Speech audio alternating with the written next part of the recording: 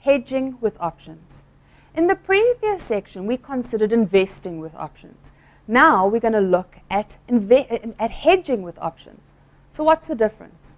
Well, investing is looking to buy something because you believe the price will rise, or vice versa. Hedging is not about taking views on price moves. It's more about eliminating the risk of price moves. Hedger is someone who has a position and wants to protect against it losing value, for example. So let's compare now somebody who just takes those risks and somebody who hedges using an option. Let us assume that you're a fund manager or even a private individual who holds a specific share. Problem is that they're actually holding this share now, but let's say for some or other reason they're going to need to sell it in the future. They really believe that the price will rise, but if it drops and they don't get as much as 100 for each of these shares, they're not going to have enough maybe cash for their new project. So what about using options to protect against this?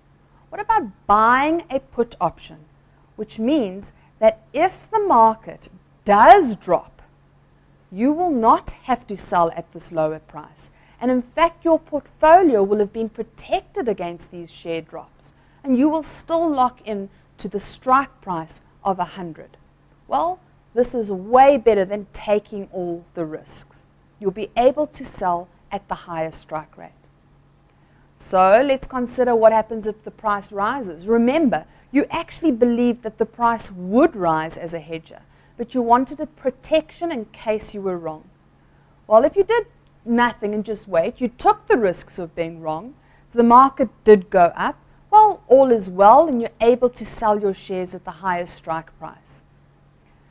With the option, well, you took the chance. No, this time you hedged and protected against it going lower while retaining all of the upside potential.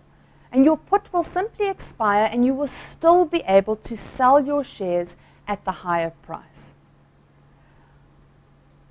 Notice here the difference between trading with options and hedging with options, or investing and hedging with options. You'll notice that when we did the examples for the investor who believed that the market was going higher, well, they preferred calls.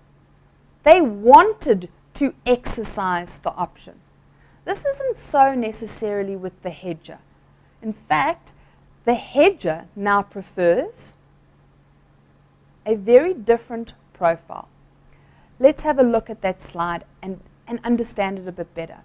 Investors actually typically want their options to be exercised, whereas hedgers don't want them to be exercised. They want those strikes to be put in place as protection against the unfavorable happening, against bumping into that tree with the car, and rather have all the favorable moves work for them. Don't forget, always take into consideration the price of premiums when incorporating options as either trading or hedging processes.